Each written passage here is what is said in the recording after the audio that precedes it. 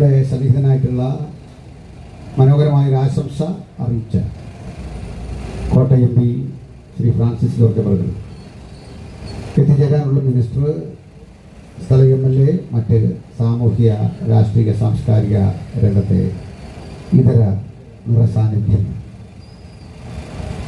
ഈ യോഗത്തിൻ്റെ ഉദ്ദേശ ലക്ഷ്യങ്ങളെക്കുറിച്ച് ഇതിനകം എല്ലാവരും പറഞ്ഞു. സർവോപരി ഏറ്റവും ഉജ്ജ്വലമായി പാസ്റ്റർ സുനിൽ വേട്ടമല, അദ്ദേഹം ഞങ്ങളുടെ ഇന്ത്യ പെന്തക്കോസ്ത് ദൈവസഭയുടെ അനുഗ്രഹീതനായ അതിൻ്റെ സ്റ്റേറ്റ് പ്രസിഡന്ററി അംഗവും അതിൻ്റെ ഔദ്യോഗിക നാവായ സിയോൻ കാഹളം മാസയുടെ ദീർഘകാലത്തെ പത്രാധിപരുമൊക്കെയായി സേവനമനുഷ്ഠിച്ച, ഒപ്പം ദീർഘകാലങ്ങളായി സാഹിത്യരംഗത്തും പ്രഭാഷണ രംഗത്തും നിൽക്കുന്ന മാന്യദേഹമാണ്. അദ്ദേഹത്തിൻ്റെ സഹധർമ്മിണി സഹോദരി ഒമേഗ സുനിൽ ഞങ്ങളുടെ വുമൻസ് കൗൺസിലിൻ്റെ സംസ്ഥാന നേതൃനിരയിൽ ഔദ്യോഗിക സ്ഥാനത്ത് പ്രവർത്തിച്ചുകൊണ്ടിരുന്ന ഒരു കർത്തൃദാസിയാണ്. അവരുടെ ഈ സാന്നിധ്യം ഇവിടെ ഉണ്ട്. ഈ ഓഡിയൻസിനൊപ്പം police officers, retired police officers, ഉന്നത പോലീസ് ഓഫീസേഴ്സൊക്കെയായി ഞങ്ങളുടെ സുഹൃത്തുക്കൾ ഈ വേദിയിലും അതിനു മുമ്പിലുമൊക്കെ ഉണ്ട്. മാത്രമല്ല, നമ്മുടെ യോഗത്തിന് സംരക്ഷണം നൽകേണ്ടതിനും അത് കൃത്യമായ രാജ്യ നിയമങ്ങളുടെ പരിധിക്കുള്ളിലാണ് എന്ന് ഉറപ്പുവരുത്തിക്കൊണ്ട് നമ്മുടെയും പൊതുജനങ്ങളുടെയും ആരോഗ്യത്തിനും സുരക്ഷയ്ക്കും വേണ്ടി ദീർഘനേരം ഇവിടെ കാത്തുനിന്ന, ഇപ്പോഴും നിൽക്കുന്ന ബഹുമാനരായ പോലീസ് ഓഫീസേഴ്സ്, അതുപോലെ തന്നെ ഈ യോഗത്തിൻ്റെ വിവിധ തരത്തിലെ സൈബർ മീഡിയ രംഗങ്ങളിലൂടെ അതിനെ ടെലികാസ്റ്റ് ചെയ്യുകയും അത് കണ്ട് അഭിപ്രായമറിയിക്കുകയും പ്രചോദിപ്പിക്കുകയും ചെയ്യുന്ന സഹോദരങ്ങൾ, അവർക്കെല്ലാം ക്രിസ്തുയേശുവിൻ ധന്യനാമത്തിൽ ഈ യോഗത്തിലേക്ക് ഞങ്ങൾ സ്വാഗതം ആശംസിക്കുകയും തുടർന്നുള്ള ഞങ്ങളുടെ ഉള്ളടക്കത്തെ ശ്രദ്ധിക്കേണ്ടതിന് അപേക്ഷിക്കുകയും ചെയ്യുന്നു. ഇന്ത്യ അടിസ്ഥാനപരമായി ഒരു മതേതര രാജ്യമാണ്. ഈ മതേതരത്വം എന്ന പദം കൊണ്ട് നമ്മുടെ ഭരണഘടനാ കർത്താക്കൾ ആഗ്രഹിച്ച കാര്യം, ഏതെങ്കിലും ഒരു മതം ഇതര മതസ്ഥരായ ആളുകൾക്ക് മീതെ ആധിപത്യം പുലർത്താൻ പാടില്ലെന്നും സമൂഹത്തിൽ ഏത് വിശ്വാസ കാഴ്ചപ്പാടുകൾ വെച്ചു പുലർത്തുവാൻ, വിശ്വാസത്തെ നിഷേധിക്കുവാൻ, നിരീശ്വരനായി കഴിയുവാൻ, ഒപ്പം ഈ രാജ്യത്തിലെ ഏതൊരു പൗരനും ആ വിശ്വാസം പൊതുജന സമക്ഷം പ്രസംഗിക്കാനും പ്രചരിപ്പിക്കാനും അവകാശമുണ്ട് എന്നർത്ഥത്തിലാണ്. ഭരണഘടനയിലെ 2 ആർട്ടിക്കിളുകൾ പലപ്പോഴും ഞങ്ങൾ ഊതി പറയാറുണ്ട്. ഒന്ന് ആർട്ടിക്കിൾ 19, മറ്റൊന്ന് ആർട്ടിക്കിൾ 25, 25. 14 മുതലുള്ള ആർട്ടിക്കിളിൽ ഭരണഘടനാപരമായി പൗരനുള്ള ഇത്തരം ചില അവകാശങ്ങളെ വളരെ കൃത്യമായി വിവക്ഷിക്കുന്നു. അതുപോലെ തന്നെ ഭരണഘടന മതേതരത്വത്തിൽ അധിഷ്ഠിതമായതുകൊണ്ട് മറ്റ് ലോകരാജ്യങ്ങളിൽ എങ്ങുമില്ലാത്തൊരു സവിശേഷത നമ്മുടെ ഭരണഘടനയ്ക്കുണ്ട്. മതാധിഷ്ഠിത രാജ്യങ്ങളിലൊക്കെ ആ ഭരണഘടന ആരംഭിക്കുന്നത് ഒരു ദൈവത്തെ അഭിസംബോധന ചെയ്തുകൊണ്ടാണ്. In the name of God, ഇങ്ങനെയാണ്. ഭരണഘടനാ നിർമ്മാണ വേളയിൽ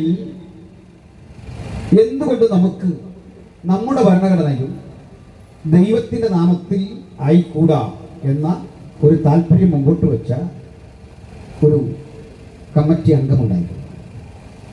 SV കാമത്ത് എന്നാണ് അദ്ദേഹത്തിൻ്റെ പേര്. ഈ കാമത്ത് ശ്രദ്ധേയനായ ഒരു തീവ്ര വലതുപക്ഷ ചിന്തകനായിരുന്നു.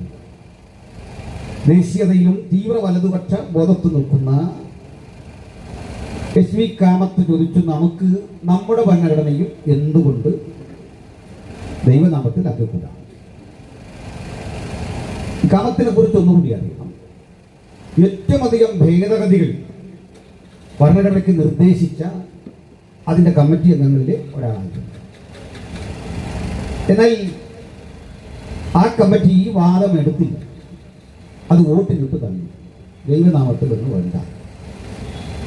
ദൈവവിശ്വാസികളെ നിരാശപ്പെടുത്തുന്ന ഒരു കാര്യമാണോ? ഞാൻ പറയുകയല്ല. അതിൻ്റെ കാരണം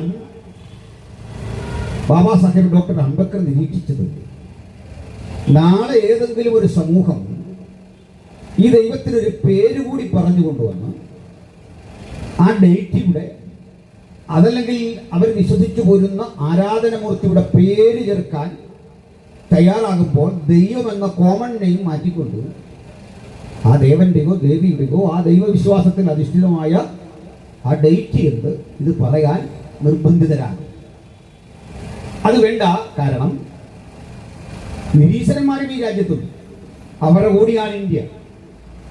മറ്റൊന്ന്, ഇന്ത്യയുടെ ദാർശനികതയുടെ പൗരാണികത, ഇന്ത്യയുടെ ദർശനങ്ങളുടെ പൗരാണികത പോലും ആത്മീയത്തിൽ അധിഷ്ഠിതമല്ല. ആധ്യാത്മികതയായിരുന്നില്ല ഇന്ത്യയുടെ പൗരാണികത. ഇന്ത്യയിലെ ഏറ്റവും പഴയ ദർശനം ചാർവാകനിസം എന്നാണ് പറയുക. ചാർവാകൻ എന്ന പദത്തിന്റെ അർത്ഥം ചാരുവായ വാകം, ആകർഷണീയമായ വാക്കുകളാൽ ലോകത്തെക്കുറിച്ച് ഉള്ള ദർശനം പറഞ്ഞയാൾ. ലോകായുധ ദർശനം അഥവാ ചാർവാക ദർശനം എന്നാണ് ചാർവാക ചിന്തയുടെ പേര് പറയുന്നത്.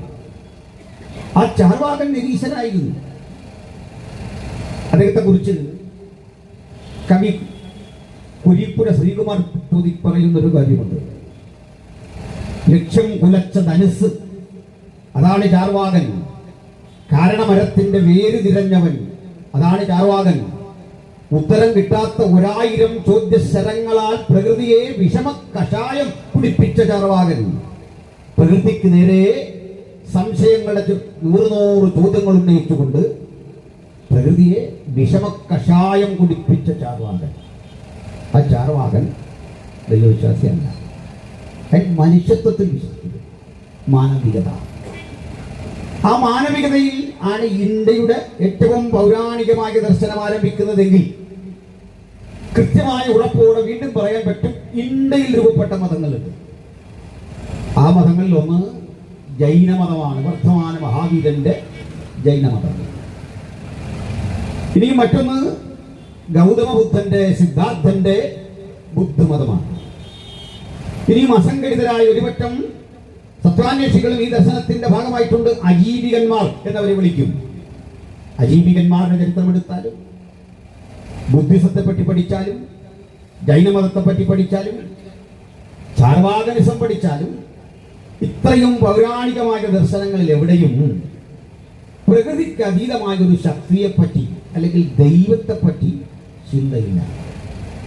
ഒറ്റവാക്കി പറഞ്ഞാൽ എത്തിസ്റ്റിക് വ്യൂ, നിരീശ്വര കാഴ്ചപ്പാടുകളാണ് ഈ മതം മുന്നോട്ട് വെക്കുന്നത്. അതവരുടെ സ്വാതന്ത്ര്യമാണ്. ആരെങ്കിലും ബുദ്ധദർശനങ്ങളെ മോശമായി കാണുന്നവരുണ്ടെന്ന് ഞാൻ കരുതുന്നില്ല. എത്ര മഹനീയവും മഹത്തരവുമാണ് ആ ആശയങ്ങളെന്നാണ് ഇന്നും ലോകം വാഴ്ത്തിപ്പാടുന്നത്. കാര്യമായ ആ ദർശനം ഇന്ത്യയിൽ സ്വാധീനമുറപ്പിച്ചില്ലെങ്കിലും നമ്മുടെ തൊട്ടടുത്ത് കിടക്കുന്ന ചൈന, അവിടെ ഈ മതം സ്വീകരിക്കപ്പെട്ടത് അവിടെ നിലനിൽക്കുന്ന കമ്മ്യൂണിസ്റ്റ് പ്രത്യയശാസ്ത്രവുമായി ഈ ബുദ്ധിസത്തിനാണ് ചേർന്ന് പോകാൻ സാധിക്കുന്നത്. കാരണം അത് ഭൗതികവാദ അധിഷ്ഠിതമാണ്. പിൽക്കാലത്ത് ബുദ്ധന്റെ അനുഗാമികളൊക്കെ ആ വീക്ഷണത്തിന് വലിയ മാറ്റങ്ങളും ഉപവിഭാഗങ്ങളും ഒക്കെ അതിനകത്ത് ഉടലെടുത്തിട്ടുണ്ട്.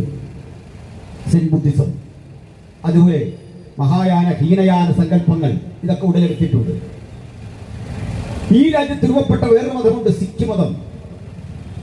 ഈ രാജ്യത്ത് രൂപപ്പെട്ട മറ്റൊരു മതമുണ്ട്, അത് ഗുരുനാനക്കിന്റെ ദർശനമാണ് സിഖ് മതമെങ്കിൽ. അക്ബർ സ്ഥാപിച്ചിട്ടുണ്ട് ഒരു മതം, അക്ബർ നാമ എന്നതിന് പേര് പറയുക. ഇങ്ങനെ നിരവധി മതങ്ങൾ ഇവിടെ രൂപപ്പെട്ടിട്ടുണ്ട്. ഇവിടേക്ക് വന്ന മതങ്ങളുണ്ട്, പാർസി മതം ഉൾപ്പെടെ. ആ മതങ്ങളിൽപ്പെട്ടവർക്കും മതരഹിതർക്കും ഇതിലൊന്നും പെടാത്ത ദൈവമുണ്ടോ ഇല്ലയോ എനിക്കറിയില്ല, എനിക്കതിനെ പറ്റി ആകാംക്ഷയില്ല എന്ന് ചിന്തിക്കുന്ന ഒരു വാദമുണ്ട്. അഗ്നോസ്റ്റിക്കുകൾ എന്നാണ് അവരെ വിളിക്കുക, ആജ്ഞേയവാദികൾ. അവരുടെ കൂടിയാണ് ഇന്ത്യ. ആജ്ഞേയവാദിക്കും ചാർവാകനിൽ വിശ്വസിക്കുന്നവർക്കും ബുദ്ധനിൽ വിശ്വസിക്കുന്നവർക്കും പ്രകൃതിക്ക് മീതെ ഒരു ശക്തിയില്ല എന്ന് വിശ്വസിക്കുന്നവർക്കും പ്രകൃതിയാണ് ആത്യന്തികമെന്നും ഒക്കെ വിശ്വസിക്കുന്നവർക്കും അതെല്ലാം കണ്ണടച്ച് നിഷേധിക്കുന്നവർക്കും ഈ രാജ്യത്ത് അന്തസ്സോടെ ആത്മാഭിമാനത്തോടെ ജീവിക്കാനുള്ള അവകാശമുണ്ട് എന്നതാണ് നമ്മുടെ രാജ്യത്തിൻ്റെ ഭരണഘടനയുടെ സവിശേഷത. ഞാൻ ഇത്രയും പറഞ്ഞത് എൻ്റെ പ്രസംഗങ്ങളിൽ നിന്നൊക്കെ ഞാൻ ഈ അടുത്ത കാലത്ത് ഊന്നി സംസാരിച്ചിട്ടുണ്ട്. ഒരു ജനക്കൂട്ടത്തെ കാണുമ്പോൾ പ്രസംഗകർക്ക് സ്വാഭാവികമായി ഉണ്ടാകുന്ന ആവേശം, അതുവഴി എന്തെങ്കിലുമൊക്കെ അപക്വമായി പറയാൻ അങ്ങനെ ശ്രമിക്കുന്ന ഒരാളല്ല ഞാൻ. വസ്തുതകൾക്ക് റഫറൻസ് വേണം. ആ വസ്തുതകൾ നാളെ കോടതി വ്യവഹാരങ്ങൾക്ക് അവിടെ രേഖയായിക്കൊണ്ട് ഉദ്ധരിക്കുമ്പോൾ യേശുക്രിസ്തുവിന്റെ വാക്കുകളിൽ പറഞ്ഞാൽ വാക്കുകളിൽ കൊടുക്കാൻ പാടില്ല. ഈ ബോധ്യത്തോടെ പറഞ്ഞു വിടുന്ന വാക്കുകളെക്കുറിച്ച്, ചിന്തകളെക്കുറിച്ച് വ്യക്തമായ ഒരു അവബോധത്തിൽ നിന്നുകൊണ്ടാണ് സംസാരിക്കുക. എന്നാൽ അടുത്ത കാലത്ത് ചില പ്രസംഗങ്ങളിൽ ഉന്നയിച്ച വളരെ വസ്തുതാപരമായ ചില കാര്യങ്ങൾ ചില സുഹൃത്തുക്കൾ പാതി മാത്രം എടുത്ത് സന്ദർഭത്തിൽ നടത്തി മാറ്റി ദുർവ്യാഖ്യാനം ചെയ്തുകൊണ്ട് ചില പ്രചരണങ്ങൾ നടത്തുന്നുണ്ട്. അതിൻ്റെ പൂർണ്ണ വീഡിയോ നിങ്ങൾ കാണേണ്ടതുണ്ട്, കണ്ടിട്ടുണ്ട്. ആ പറഞ്ഞതൊക്കെ പൗരാണിക കാലത്ത് നമ്മുടെ രാജ്യത്ത് നിലനിന്നിരുന്ന ഇരുണ്ട സംസ്കാരത്തിൻ്റെ ഉള്ളറകളിൽ തളയ്ക്കപ്പെട്ട ഏറ്റവും കഷ്ടപ്പെട്ട മനുഷ്യരെ കുറിച്ചാണ്. ആ പീഡ അനുഭവിച്ച മനുഷ്യർക്കെതിരെ അവർ അനുഭവിച്ചു പോന്ന ത്യാഗസന്നദ്ധമായ ജീവിതത്തിന്റെ ഭൂതകാലം, ആ ഭൂതകാലത്തിൽ നിന്ന് അവരെ പെറുക്കിയെടുത്തതാണ് നമ്മുടെ നവോത്ഥാന നായകന്മാരെല്ലാം ചെയ്ത ശ്രേഷ്ഠകരമായ കർമ്മം. നവോത്ഥാന നായകന്മാരുടെ ഇത്തരം പ്രവൃത്തികളെ ഞാൻ എവിടെയും വില കുറച്ച് കണ്ടിട്ടില്ല. കാരണം ആ നവോത്ഥാന നായകന്മാരുടെ കൂടെ കഷ്ടപ്പാടിന്റെ ആ ചങ്കുറപ്പിലാണ് ഞാൻ ഇന്നിവിടെ നിൽക്കുന്നത്. അവരുടെയും സംഭാവന ക്രൈസ്തവർ വിസ്മരിക്കാറില്ല. നവോത്ഥാന നായകന്മാരുടെ ആരെയും തന്നെ അങ്ങനെ വിമർശിക്കത്തക്ക വിധത്തിൽ ഏതെങ്കിലും ഉള്ളടക്കമുണ്ടെന്നും ഞങ്ങൾ കരുതുന്നില്ല. പക്ഷെ പറയുമ്പോൾ ഇവർ ചെയ്തത് തങ്ങളുടേതായ സമുദായത്തിലെ ആളുകൾ അനുഭവിച്ചുകൊണ്ടിരുന്ന ദുരിതങ്ങൾ, അതിന് കാരണഭൂതരായ അന്നത്തെ ഹൈറാർക്കി, അന്നത്തെ നമ്മൾ അറിയുന്ന ചരിത്രത്തിൽ നിന്നും വിമർശന വിധേയമായിക്കൊണ്ടിരിക്കുന്ന ബ്രാഹ്മണിക്കൽ ഹെജിമണി, ആ ബ്രാഹ്മണിക്കൽ ഹെജിമണിക്കെതിരെ പോരാടി സ്വന്തം ജനത്തെ അവിടുന്ന് അടർത്തി മാറ്റി രക്ഷിച്ച ഒരു മഹാരഥനെ പറ്റി പറയുമ്പോൾ അദ്ദേഹം ഇത് ചെയ്ത് ആരോട് പോരാടിയോ, ആരിൽ നിന്ന് അവരെ പിടിച്ചെടുത്തോ, അത്തരം പ്രവണതകൾ ഇത് സമൂഹമധ്യ കൊണ്ടെത്തിച്ചാൽ അത് അപകടകരമായ പ്രശ്നമുണ്ടാക്കും. ആ ഭൂതകാലത്തിലേക്ക് തിരിഞ്ഞു നോക്കണം എന്ന് പറയുമ്പോൾ അതൊന്നും മനസ്സിലാക്കാതെ ചില വിമർശനങ്ങൾ വാലും തലയും ഇല്ലാതെ നടത്തിയാൽ ഞാനതൊന്നും കണ്ട് ഭയപ്പെടുന്ന ഒരാളല്ല. അതിന്റെ കാരണം എന്ത് പറഞ്ഞു എന്ന് എനിക്ക് കൃത്യമായ ബോധ്യമുണ്ട്. ആ ബോധ്യത്തിന്റെ അടിസ്ഥാനത്തിൽ എനിക്ക് ബഹുമാനപ്പെട്ട നീതിപീഠത്തെ അത് കൃത്യമായി തന്നെ കൺവിൻസ് ചെയ്യിക്കാനുള്ള പ്രാപ്തി ഉണ്ടാവില്ലെങ്കിൽ അതിന് അഹന്തയായി എടുക്കരുത്, വിനയമായി തന്നെ എടുക്കണം. ആരോ സൂചിപ്പിച്ച പോലെ ഞാൻ LLB പരീക്ഷ കംപ്ലീറ്റ് ആക്കിയ ആളല്ല, പഠിച്ചിട്ടുണ്ട്. ചില പേപ്പർ കൂടി മാത്രം പഠിക്കേണ്ടതുണ്ട്.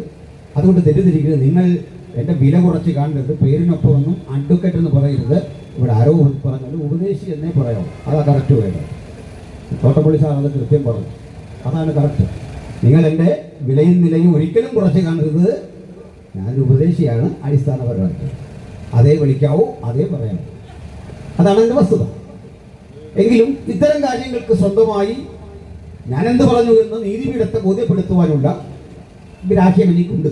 അതൊരു സത്യമാണ്. നീട്ടുന്നില്ല ആ കാര്യങ്ങൾ.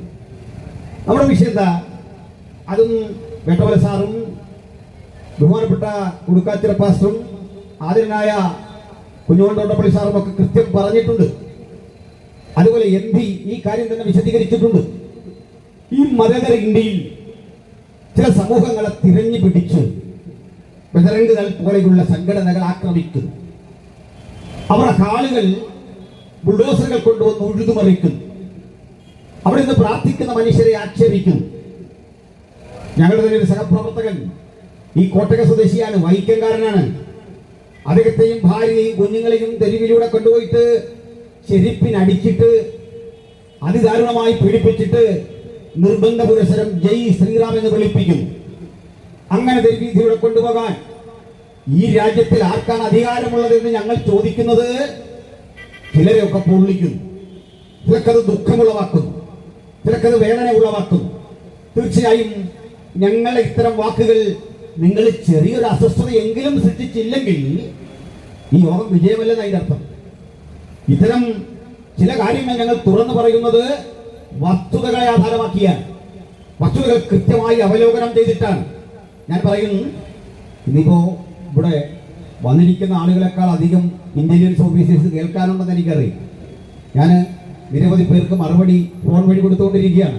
സന്തോഷം. അവരൊക്കെ നമ്മുടെ കാര്യങ്ങൾ സാഹൂതം ശ്രദ്ധിക്കണം, പഠിക്കണം, നമ്മൾ എങ്ങനെ പ്രവർത്തിക്കുന്നു എന്ന് മനസ്സിലാക്കണം. അത് ഒരു മറയുമില്ലാതെ കൃത്യമായി നമ്മുടെ കാര്യങ്ങളെ അവതരിപ്പിക്കണം. അങ്ങനെ തന്നെ ചിന്തിക്കുന്ന ഒരു സമൂഹത്തിലാണ് ഞങ്ങൾ നിൽക്കുന്നത്. ഞങ്ങൾക്കിവിടെ ഒളിക്കാനൊന്നുമില്ല, ഞങ്ങൾക്ക് മറയ്ക്കാനൊന്നുമില്ല. ഒരു തുറന്ന പുസ്തകം പോലെയാണ് ഞങ്ങളുടെ വിശ്വാസം. ആ വിശ്വാസത്തെ പൊതുജന സമൂഹം ഉയർത്തിക്കാട്ടി അതിനെ സ്ഥാപിക്കുന്നത് മതപരിവർത്തനം എന്ന നിലയിൽ ചുരുക്കി കാണുന്ന ഒരു പ്രവണതയോട് മറുപടി പറഞ്ഞുകൊണ്ട് ഞാൻ ആരംഭിക്കാം. വാസ്തവത്തിൽ ഞങ്ങളുടെ ഗുരു കർത്താവായ യേശുക്രിസ്തു കർശനമായി വിലക്കിയ ഒരു കാര്യമാണ് ഈ മതപരിവർത്തനം എന്ന് പറയുക. മതപരിവർത്തനം നിയമാനുസൃതം വിലക്കിയ ഒരു ഗുരുവാണ് ഞങ്ങളുടെ. കാരണം എന്താ? കർത്താവായ യേശു പഠിപ്പിച്ചു, മതപരിവർത്തനത്തിന് നടക്കുന്ന ആളുകളെ നോക്കിയിട്ട് പറഞ്ഞു, കപടഭക്തരെ, നിങ്ങൾ മലയും കാടും ഒക്കെ കടന്ന്, കടൽ കടന്ന്, സമുദ്രം കടന്ന്, ജലാശയങ്ങൾ കടന്ന് മറ്റുള്ളവരെ മതം മാറ്റാൻ ശ്രമിക്കുന്നു. അവരെ നിങ്ങൾ ഇരട്ടി നരകയോഗ്യരാക്കി തീർക്കുന്നു. അങ്ങനെ പറഞ്ഞ് മതപരിവർത്തനത്തെ വിമർശിച്ചാലാണ്. ഇന്ത്യയുടെ ചരിത്രത്തിൽ എൻ്റെ അറിവിൽ 2 മാസ് കൺവേർഷനുകളുടെ ശ്രമം നടന്നിട്ടുണ്ട്. ഒന്ന് വിജയിച്ചു, ഒന്ന് നടക്കാതെ പോയി. 2 ആളുകളാണ് ഏറ്റവും ശ്രദ്ധേയമായ മതപരിവർത്തനങ്ങൾ, ഒരു മാസ് കൺവേർഷൻ, ഒരു ജനാവലിയെ മുഴുവൻ മാറ്റാൻ ശ്രമിച്ചു. ഒന്ന് ബുദ്ധമതത്തിലേക്കെങ്കിൽ മറ്റൊന്ന് ക്രിസ്ത്യാനിറ്റിയിലേക്കാണ്. ബുദ്ധമതത്തിലേക്ക് മാറ്റാൻ ശ്രമം നടത്തിയത് അത് കൃത്യമായി തന്നെ 5 ലക്ഷം അനുഗാമികളെയും കൊണ്ട് മഹാനായ അംബേദ്കർ. നിങ്ങൾ ഇങ്ങോട്ട് സൂചിപ്പിക്കണം, മിനിസ്റ്റർ വന്നാൽ നമുക്ക് സമയം കൊടുക്കാം, കുഴപ്പമൊന്നുമില്ല. മഹാനായ അംബേദ്കർ 5 ലക്ഷം അനുഗാമികളുമായി അദ്ദേഹം ബുദ്ധിസ്റ്റായി. ഇനി മറ്റൊരു സംഭവം നടന്നത് മണകാട് നിന്ന് അധികം ദൂരമല്ലാത്ത കോട്ടയം ജില്ലയിലെ തിരുനക്കര മൈതാനത്താണ്. ആ തിരുനക്കര മൈതാനത്ത് 25,000 ആളുകളെ, ഈഴവ സഹോദരങ്ങളെ ഒരുമിച്ച് കൊണ്ടുവന്ന് സി കേശവന്റെ നേതൃത്വത്തിൽ അത്രയും ആളുകൾ ഒത്തുചേർന്ന് ക്രിസ്ത്യാനിറ്റിയെ സ്വീകരിക്കാൻ തയ്യാറെടുക്കുമ്പോൾ അതിനവർ പറഞ്ഞ കാരണം, ഞങ്ങൾക്ക് പെരുവഴിയിലൂടെ നടക്കാൻ വയ്യ, ഞങ്ങൾക്ക് പൊതുജന സമക്ഷം പോകാൻ വയ്യ. തിരുനക്കരയിൽ ഇന്ന് കാണുന്ന ആ മൈതാനത്തിന്റെ തൊട്ടപ്പുറത്ത് ഒരു ബോർഡ് വെച്ചിരുന്നു കൊണ്ട്. അതിന് സർക്കാർ രേഖകളിലൊക്കെ പറയുന്ന പേര് തേണ്ടാപ്പലക എന്നായിരുന്നു. തീണ്ടാപ്പലകയിൽ എഴുതി വെച്ചിരുന്നു, ഈഴവർ ആദിയായ പിന്നോക്ക ജാതിക്കാർ ഇതുവഴി നടന്നുകൂടാ. ആ പലക അവിടെ വെച്ചിരിക്കുക, അത് പൊതുവഴിയിൽ വെച്ചിരിക്കുക. ഇത് ആരെങ്കിലും അറിവില്ലാത്തൊരു മനുഷ്യൻ കൊണ്ട് സ്ഥാപിച്ചതല്ല, വിവരമില്ലാത്ത ഒരാൾ കൊണ്ട് സ്ഥാപിച്ചതല്ല, ഏതോ വർഗീയവാദി കൊണ്ട് സ്ഥാപിച്ചതല്ല, മറ്റുള്ള മനുഷ്യരെ അസന്നിഗ്ധതയോടെ കാണുന്ന ഏതോ വിവരം കെട്ടാൽ സ്ഥാപിച്ചതുമല്ല. രാജ്യം ഭരിക്കുന്ന രാജാക്കന്മാർ അന്ന് നിർദ്ദേശിക്കുന്നതനുസരിച്ച് നിങ്ങൾ ഇതുവഴി പോകാൻ പാടില്ല, അത് ആചാരവിരുദ്ധമാണ് എന്ന് പറഞ്ഞുകൊണ്ട് ഈ രാജ്യത്തെ ബ്രാഹ്മണിക്കൽ ഹെജമണി സംരക്ഷിക്കാൻ തിരുവിതാംകൂർ രാജാക്കന്മാരും കൊച്ചി രാജാക്കന്മാരും ഒക്കെ കിണഞ്ഞു പരിശ്രമിച്ചിട്ടുണ്ട്. അവർ കൃത്യമായി നടപ്പിലാക്കിയിട്ടുണ്ട്. ഈ വ്യവസ്ഥിതി നമ്മുടെ രാജ്യത്ത് നിലനിൽക്കുമ്പോൾ അന്ന് ക്രിസ്ത്യാനിറ്റിയെ സ്വീകരിച്ച ആളുകൾക്ക് ആ സ്വാതന്ത്ര്യക്കുറവില്ല. അവർക്ക് തെരുവിലൂടെ നടക്കാം, അവരുടെ അവകാശങ്ങൾ സംരക്ഷിക്കപ്പെടുന്നു, അത് സ്വീകരിക്കപ്പെടുന്നു, അത് പരിഗണിക്കപ്പെടുന്നു എന്ന് കണ്ടപ്പോൾ 25,000 ആളുകളെയും കൊണ്ട് തിരുനക്കര മൈതാനത്ത് ഒരു ജാഥ പോലെ വന്ന് കൂടിയിട്ട് CMS അഥവാ നമ്മൾ ഇന്ന് ആംഗ്ലിക്കൻ ചർച്ച എന്നൊക്കെ വിളിക്കുന്ന ബഹുമാനപ്പെട്ട സാർ പറഞ്ഞതുപോലെ ആ കോളേജിലാണ്, അതിന്റെ അടുത്താണ് എന്റെ ഓഫീസ്. അവിടെ ഇരുന്നുകൊണ്ട് ആംഗ്ലിക്കൻ സഭയുടെ അധികാരികളായ അന്നത്തെ സുവിശേഷകര് പുറത്തേക്ക് വന്നു.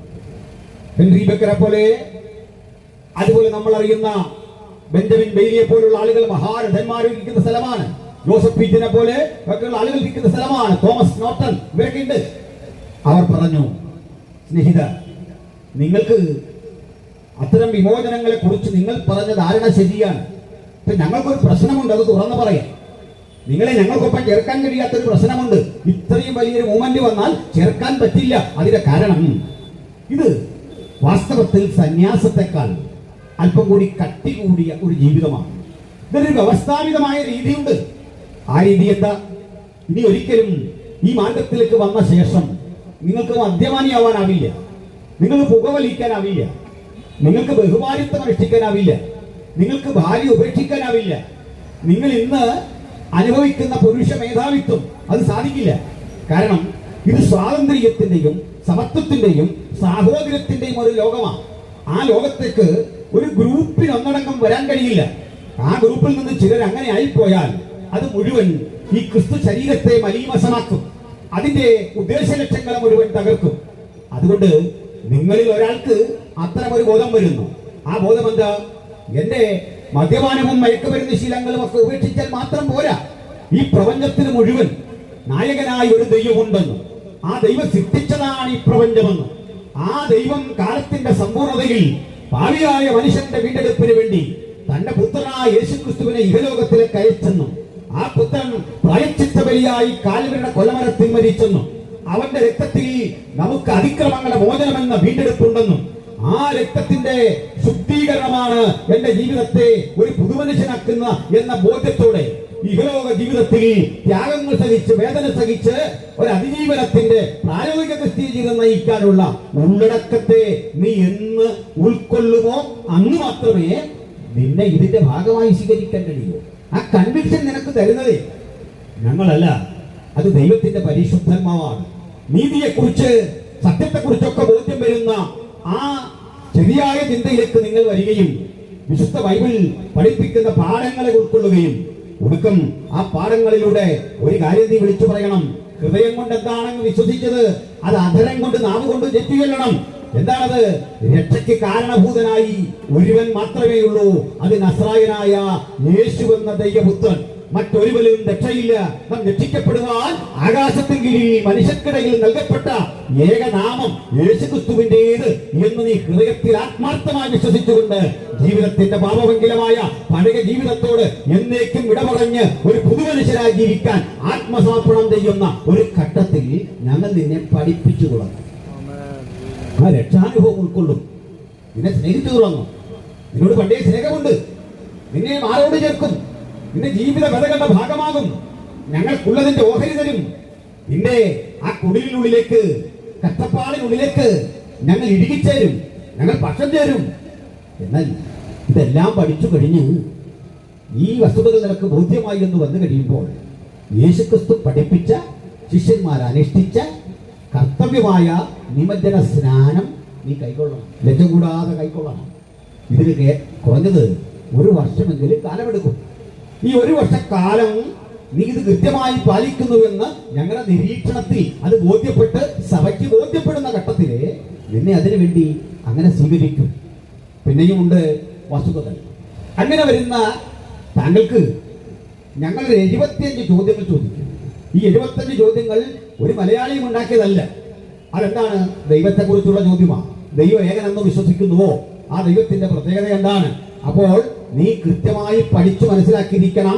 മനുഷ്യരാരും കണ്ടിട്ടില്ലാത്തവൻ, കാണാൻ കഴിയാത്തവൻ, അടുത്തുകൂടാത്ത വെളിച്ചത്തിൽ വസിക്കുന്നവൻ, ഉന്നതൻ, ഉയർന്നിരിക്കുന്നവൻ, ശാശ്വതവാസി, മഹാദൈവം, പ്രപഞ്ചനാഥൻ, ജഗത്തിന്റെ മുഴുവൻ കാരണഭൂതൻ, ഇത് കൃത്യം ദൈവത്തെക്കുറിച്ച് അറിഞ്ഞിരിക്കണം. ആ ദൈവത്തിന്റെ അസ്തിത്വത്തെ കുറിച്ച് അറിഞ്ഞിരിക്കണം. എന്തിന് സ്ഥാനപ്പെടുന്നുവെന്ന് അറിഞ്ഞിരിക്കണം. എന്തിന് വിശുദ്ധ ജീവിതം നയിക്കുമെന്ന് അറിഞ്ഞിരിക്കണം.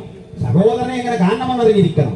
ഈ 75 ചോദ്യങ്ങൾ ലണ്ടനിലെ മിഷൻ പ്രസിൽ അച്ചടിച്ച് അവിടെ ഇംഗ്ലീഷിൽ പ്രസിദ്ധം ചെയ്തതിന്റെ മലയാള കോപ്പികൾ അവിടെ വിതരണം ചെയ്യും. അത് വായിച്ച് പഠിച്ച് ഗ്രഹിച്ചെങ്കിൽ മാത്രമേ ഒറ്റക്കൊറ്റക്ക് നിങ്ങൾ വന്നാൽ ഞങ്ങൾ സ്നാനം നൽകി ഇതിന്റെ ഭാഗമാക്കാം. മനസ്സിലായോ? ഇങ്ങനെയാണ് സ്നാനം. ഈ ചരിത്രമൊക്കെ പഠിച്ച് മിഷൻ രേഖകൾ കിട്ടും. ഇങ്ങനെയാണ് ആളുകൾ വരുന്നത്, ഈ വിശ്വാസത്തിന്റെ ഭാഗമാകാൻ വരുന്നത്.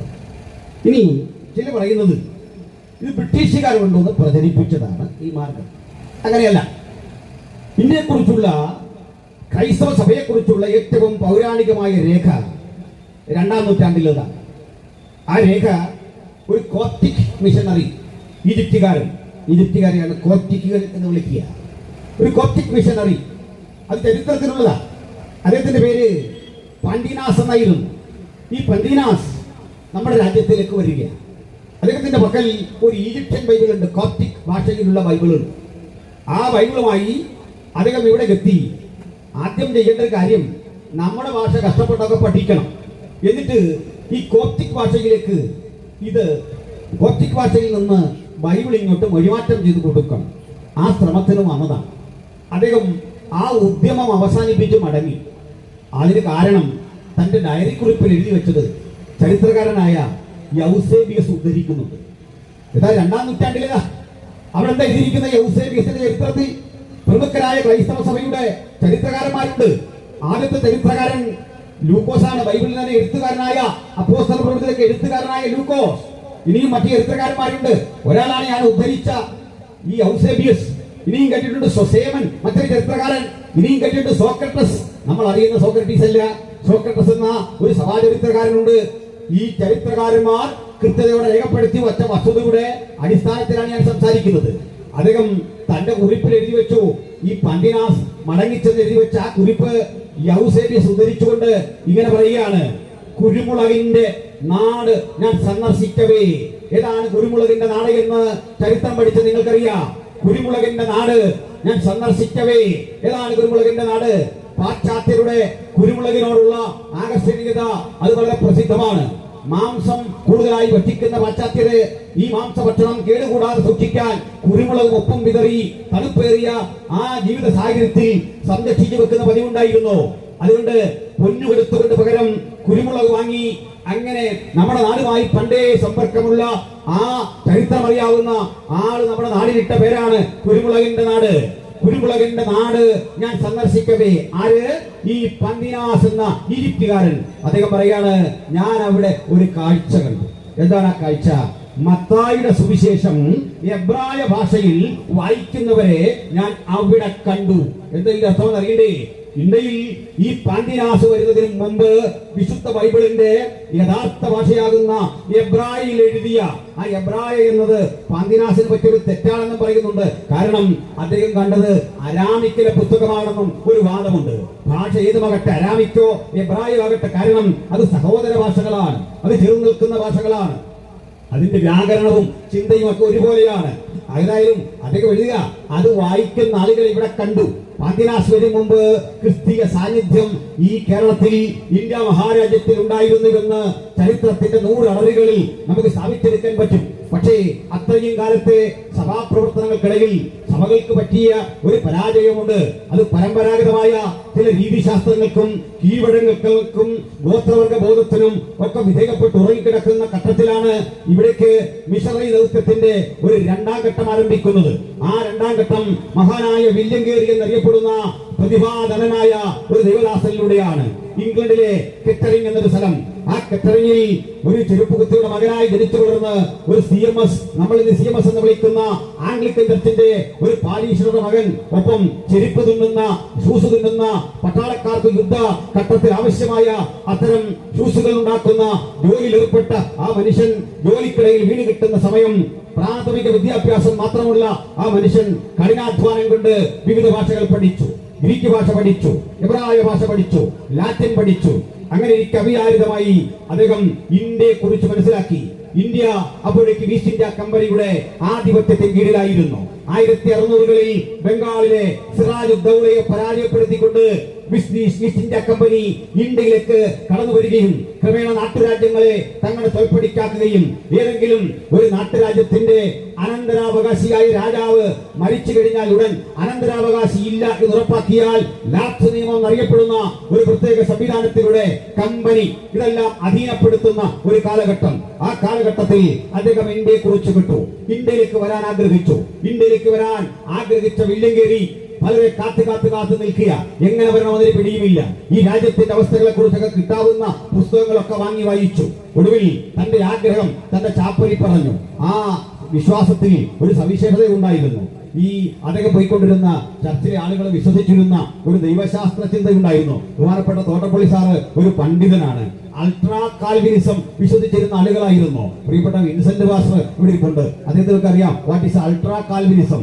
അൾട്രാ കാൽവിനിസം അതായത് ദൈവം തനിക്ക് വേണ്ടവരെ അങ്ങ് ചേർത്തുകൊള്ളും, നമ്മൾ വിഷം പ്രവർത്തനമൊന്നും ചെയ്യണ്ട എന്ന് വേണമെങ്കിൽ അതിന്റെ പ്രായോഗിക വശത്തെ പറയാം. വാസ്തവത്തിൽ അങ്ങനെയൊന്നുമല്ല. അതിന് വേറെ ചില സങ്കല്പങ്ങളൊക്കെ കൊണ്ടുപോകട്ടെ, അതിനുള്ള ഒരു വേദിയല്ലല്ലോ ഇത്. പക്ഷേ അദ്ദേഹത്തിന് ഇന്ത്യയെ കുറിച്ച് വേദന തോന്നാൻ ഒരു കാരണമുണ്ടായിരുന്നു. തുകല് തുന്നിക്കൊണ്ടിരിക്കെ, ചെരുപ്പ് തുന്നിക്കൊണ്ടിരിക്കെ അദ്ദേഹത്തിന് അതിന്റെ അവശിഷ്ടങ്ങളായി വരുന്ന ഈ തുകലുകൾ ചേർത്തുകൊണ്ട് ഒരു ഗ്ലോബ് ഉണ്ടാക്കി. ആ ഗ്ലോബിൽ അദ്ദേഹം വിവിധ രാഷ്ട്രങ്ങളെ അടയാളപ്പെടുത്തിക്കൊണ്ടിരിക്കെ ഒരു തമാശക്ക് ഈ ബൈബിള് കടന്നു ചെല്ലാത്ത സ്ഥലങ്ങളെ കുറിച്ച് ഇങ്ങനെ പഠിച്ചു വരുമ്പോൾ ആ സ്ഥലങ്ങളെ ചുവന്ന മഷിക്ക് ഇങ്ങനെ തൂത്തടയാളപ്പെടുത്തി. അദ്ദേഹത്തിന് മനസ്സിലായി, ഇന്ത്യയിൽ ഈ ബൈബിൾ ഇങ്ങനെ കടന്നു വന്ന് പ്രചരിപ്പിക്കപ്പെട്ടിട്ടില്ല. പണ്ടെങ്ങോ കിട്ടിയ ആ വെളിച്ചത്തിന്റെ അടിസ്ഥാനത്തിൽ സഭകളൊക്കെ രൂപപ്പെട്ടിട്ടുണ്ട്. എനിക്ക് ഇന്ത്യയിലേക്ക് പോകണം, ആരുമില്ല സഹായിക്കാൻ, ഒരു സാധാരണ മനുഷ്യനാണ്. അങ്ങനെ ഇരിക്കുന്ന ഘട്ടത്തിൽ അദ്ദേഹം ഒരാളെ പരിചയപ്പെട്ടു. ഈസ്റ്റ് ഇന്ത്യ കമ്പനിയിലെ ഒരു ഡോക്ടർ ജോൺ തോമസ്. ഈ ഡോക്ടർ ഇദ്ദേഹത്തെ അവിചാരിതമായി കണ്ടപ്പോൾ ഇദ്ദേഹം തന്റെ ആവശ്യം പറയുക, എനിക്ക് ഇന്ത്യയിലേക്ക് വരാൻ ആഗ്രഹമുണ്ട്. ഡോക്ടർക്ക് വലിയ സന്തോഷം, താങ്കൾ വരൂ, നമുക്ക് ഇന്ത്യയിലേക്ക് പോകാം, ഞാൻ അതിനുള്ള സജ്ജീകരണങ്ങൾ ചെയ്യാം. കാര്യങ്ങളെല്ലാം ഇങ്ങനെ സജ്ജീകരിച്ചെങ്കിലും ഒരു പ്രശ്നമുണ്ട്. ഈസ്റ്റ് ഇന്ത്യ കമ്പനി ഇന്ത്യയിൽ മിഷണറിമാർക്ക് വിസ കൊടുക്കില്ല. കാരണം കമ്പനിക്ക് ഒരിക്കലും ഇന്ത്യയിൽ ബൈബിൾ പ്രചരിപ്പിക്കാനോ സുവിശേഷം അറിയിക്കാനോ താല്പര്യമില്ല. കാരണം അത് സുവിശേഷത്തിന്റെ പ്രചരണം എന്ന് പറയുന്നത് കേവലമായ ഒരു വിശ്വാസത്തിന്റെ പ്രാഥമിക പാഠം കൊണ്ട് തീരത്തില്ല. അതിന് കുറെ രീതിശാസ്ത്രങ്ങളുണ്ട്. അതെന്താ? ഈ വിശ്വാസത്തിന്റെ ഭാഗമാ ആത്മീക വർധന വരിക. ആത്മീക വർധനയ്ക്ക് വേണ്ടി അവർ ബൈബിൾ വായിക്കണം, അതിന് ബൈബിൾ ഉണ്ടാകണം. എങ്ങനെ ബൈബിൾ ഉണ്ടാകണം?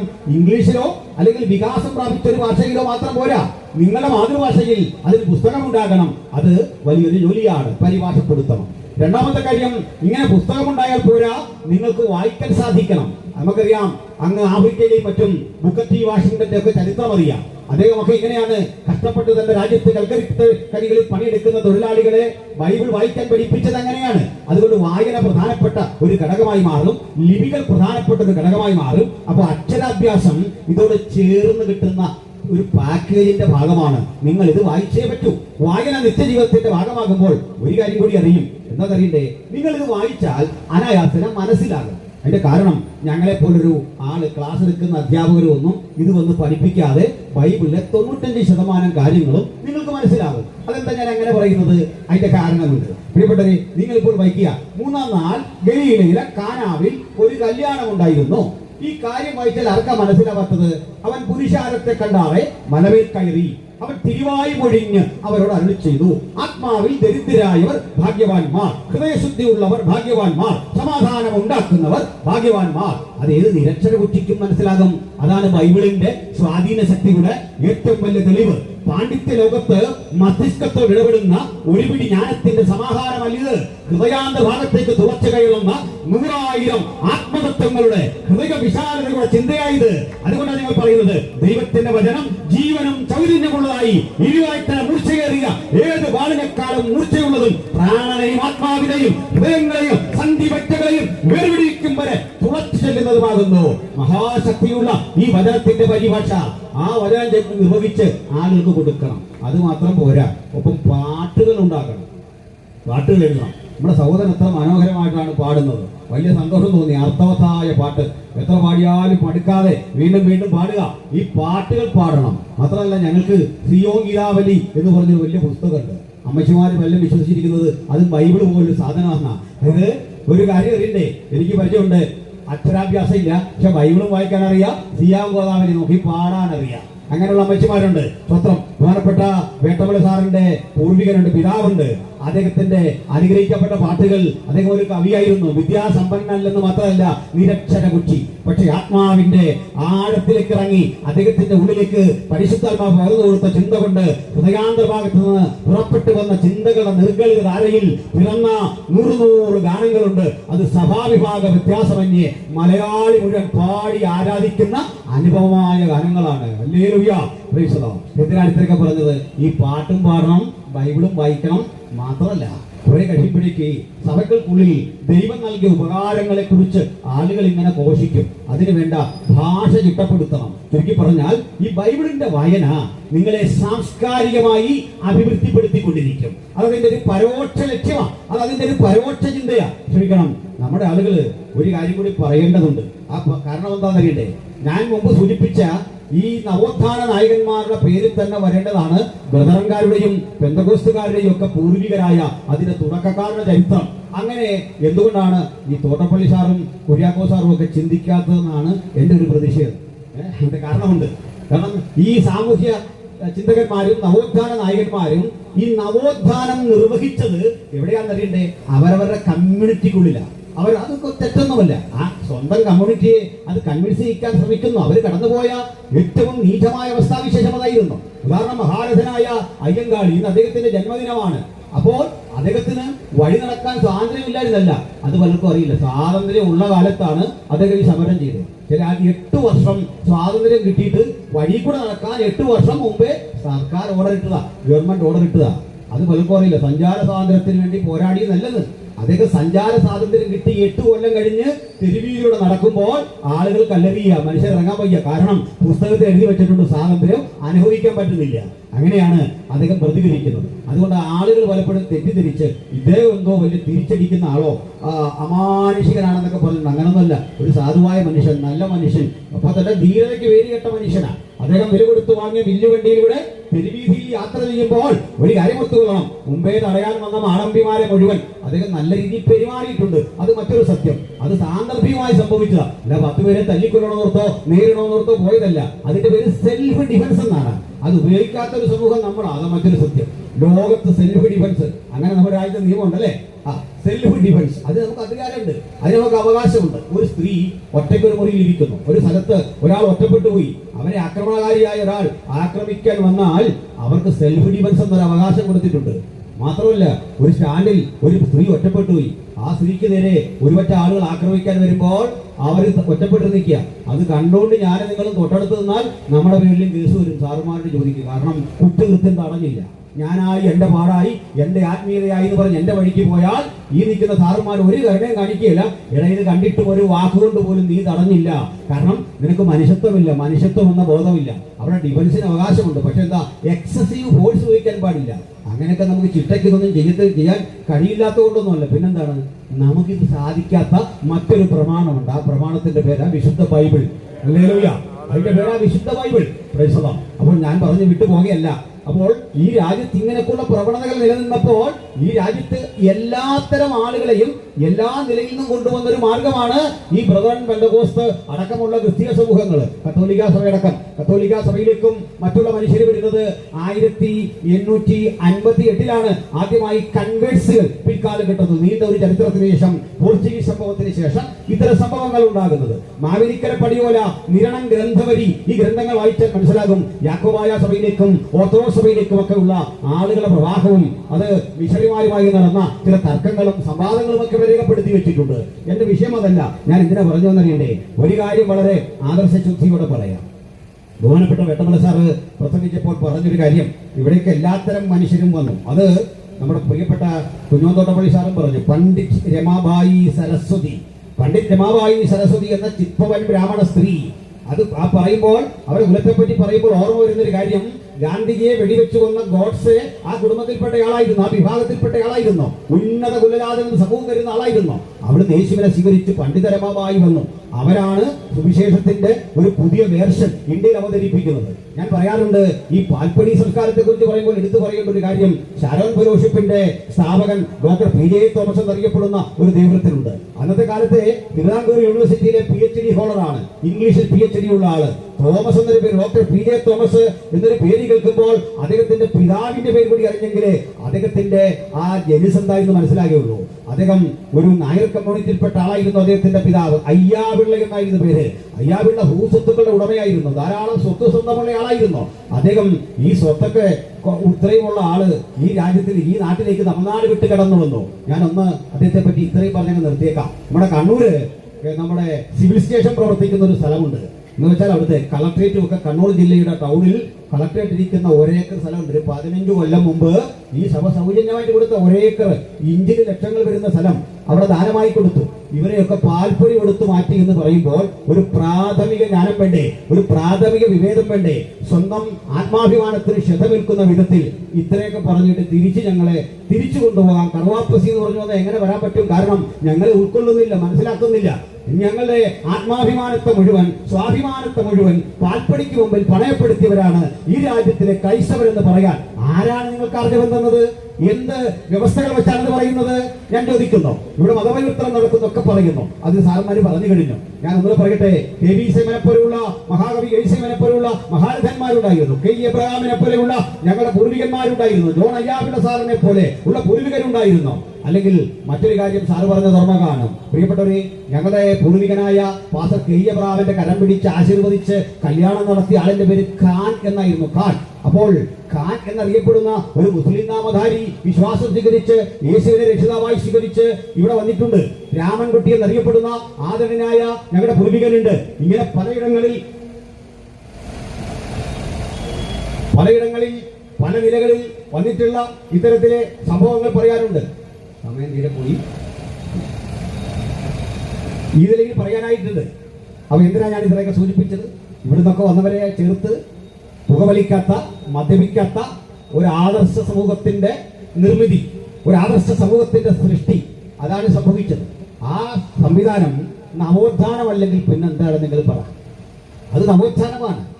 ഏതായാലും ഞാൻ ആ വഴിക്ക് പറഞ്ഞാൽ ഒരു 10-11 മിനിറ്റൂടെ ഉള്ളൂ. എന്തിനാണ് എന്നെ ഇങ്ങനെ വരിഞ്ഞു മുറുക്കി നിർത്തിയിരിക്കുന്ന ഒരു പിടിയും കിട്ടുന്നില്ല. ഞാൻ സമയത്ത് വന്ന ഒരാളാണ്. മന്ത്രിക്ക് വേണ്ടിയും MP ക്ക് വേണ്ടിയും ഞാൻ ഇത്ര ഇരുന്നു. ഇതെന്നോട് ചെയ്യുന്ന ഒരു അനീതിയാണ്. ഞാൻ രാജ്യവിരുദ്ധമായിട്ടൊന്നും പറയുന്നില്ല. ഇത്രയും സാറില്ല എന്തുമായിക്കൊള്ളട്ടെ. ഞാൻ ഏതായാലും ഇതിൽ പ്രതിഷേധയോഗമല്ലേ ഇപ്പൊ പൗരന്നുള്ള നിലയിൽ നിങ്ങളോടൊന്ന് പ്രതിഷേധിച്ചിട്ടില്ല. കാര്യങ്ങൾ പറഞ്ഞു തുടങ്ങിയപ്പോഴേക്ക് അപ്പോ എങ്കിലും എനിക്ക് അത്യാവശ്യം എന്റെ വായ തുന്നി കെട്ടിയിട്ടുണ്ട്. അതിനകത്തൂടായി സംസാരിച്ചുകൊണ്ടിരിക്കുന്നു.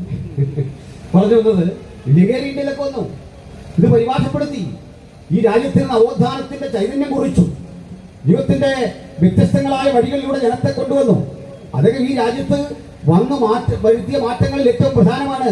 ബംഗാളി ഭാഷയ്ക്ക് നിഘണ്ടു ഉണ്ടാക്കി, ബംഗാളി ഭാഷയിലേക്ക് ഉൾപ്പെടെ ഏതാണ്ട് 6 ഭാഷകളിൽ സമ്പൂർണ്ണ ബൈബിൾ ഉണ്ടാക്കി. അതുപോലെ തന്നെ പ്രധാനപ്പെട്ട കാര്യമാണ് 28 ഭാഷകളിലേക്ക് പുതിയ നിയമം പരിഭാഷപ്പെടുത്തി. ഇത്രയൊക്കെ എന്തിനാ പറഞ്ഞത്? ഈ രാജ്യത്ത് ധാരാളം സ്കൂളുകൾ സ്ഥാപിക്കാൻ, അതുപോലെ വിദ്യാഭ്യാസ സ്ഥാപനങ്ങൾ ഉണ്ടാകാൻ, അതുപോലെ തന്നെ ആരോഗ്യ രംഗത്തുള്ള മികച്ച ഹോസ്പിറ്റലുകൾ ഉണ്ടാകാൻ ഈ രാജ്യത്ത് പണിയെടുത്തവരാണ് മിഷണറിമാർ. ആ മിഷണറിമാരുടെ പരിവർത്തനങ്ങളെ, പ്രവർത്തന ശ്രമങ്ങളെ മതപരിവർത്തനം എന്ന പേരിൽ പറയുക, അതെത്രയോ നീചവും നിന്ദ്യമായ കാര്യമാണ്.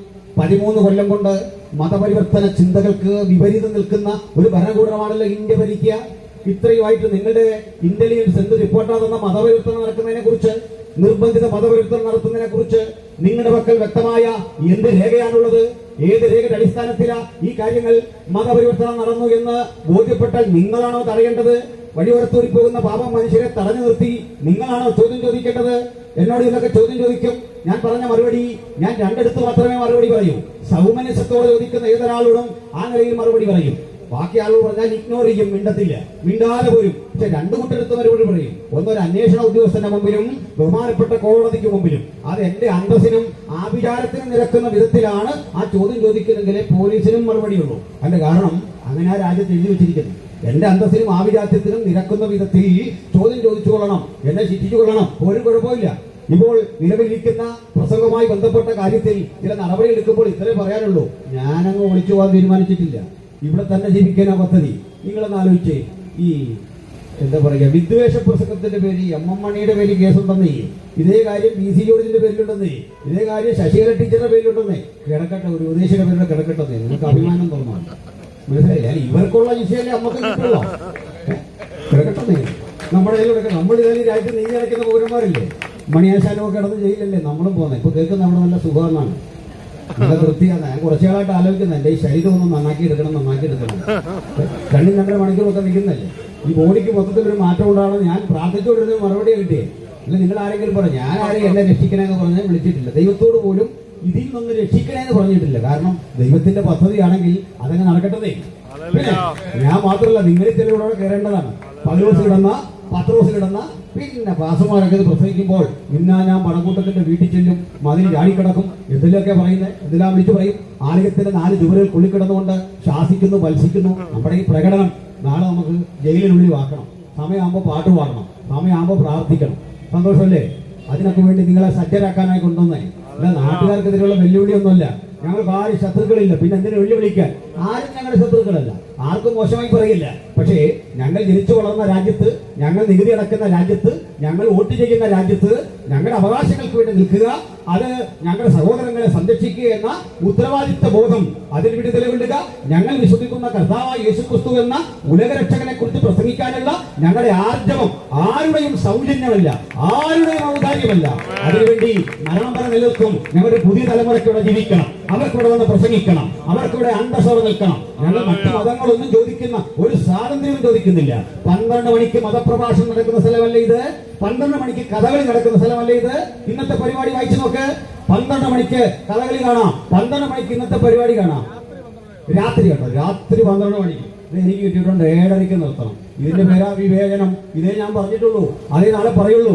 നാളെ കാണാം. ഇത് 2 ബോക്സാണ് വെച്ചിരിക്കുന്നത്. ഇവിടെ എല്ലാം നാളെ ഹോള് കാണാം. ബഹുമാനപ്പെട്ട പോലീസ് സഹോദരങ്ങളെ, നിങ്ങളൊരു സുഖമോട്ടോ എടുക്കുന്നേ ധൈര്യം ഉണ്ടെങ്കിൽ, ഞാൻ അത് തന്നെ പറയുന്നത്, വെല്ലുവിളിയല്ല കേട്ടോ, സ്നേഹബുദ്ധിയാലുള്ള ചോദ്യമാണ്.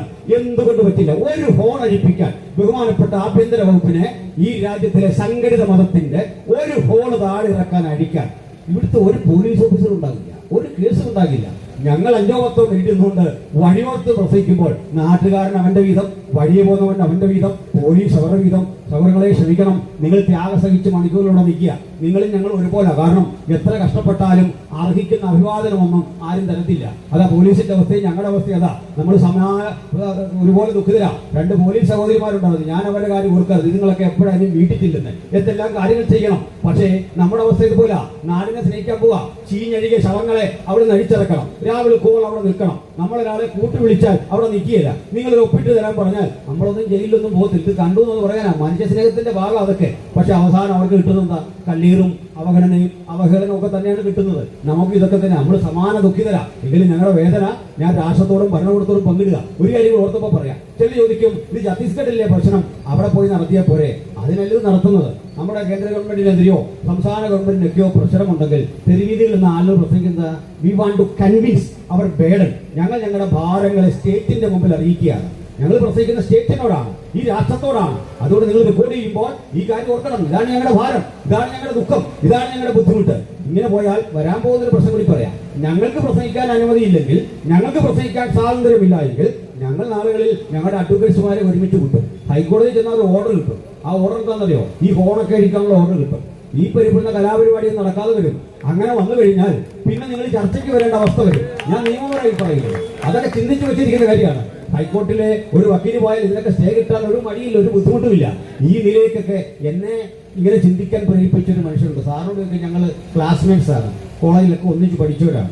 ചോദിച്ചു നോക്കി, എന്നെപ്പോലൊരു സാധുവായ മനുഷ്യനില്ല, ഒരു മനുഷ്യനെ ഉപദ്രവിച്ചിട്ടില്ല, എങ്ങും പെറ്റി കേസില്ല, ഒരു പെറ്റി കേസ് പോലും പേരില്ലാത്തൊരു മനുഷ്യനാണ്. എൻ്റെ പുറകെ ഇങ്ങനെ പോലീസാണ്. അത് സ്നേഹം കൊണ്ടാണ്, ഡിപ്പാർട്ട്മെന്റിന്റെ സ്നേഹം കൊണ്ടാണ്. സന്തോഷം. പക്ഷെ ഒരു കാര്യം ഞാൻ പറയട്ടെ, എനിക്കിങ്ങനെ തോന്നലിന് കാരണമുണ്ട്.